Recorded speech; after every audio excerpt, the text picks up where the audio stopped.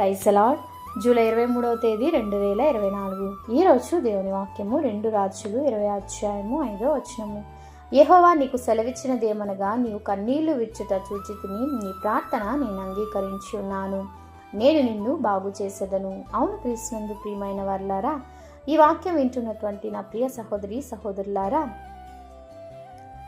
వెలివేయబడిన స్థితిలో హగరు ఆమె కుమారుడు అరణ్యంలో ఎలుగెత్తి వేడవగా దప్పిక తీర్చి హగరుతో దేవుడు వాగ్దానం చేసెను, నీ సంతతిని గొప్ప జనంగా చేసేదను.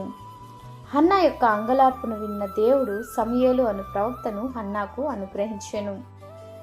హిజ్కియా దేవుని వైపు తిరిగి కన్నీళ్లు విడవగా 15 సంవత్సరాలు ఆయుస్సు పొడిగించెను. పాపాత్మురాలైన స్త్రీ యేసు పాదముల కన్నీటితో కడువగా ఆమె విస్తారమైన పాపము క్షమించెను.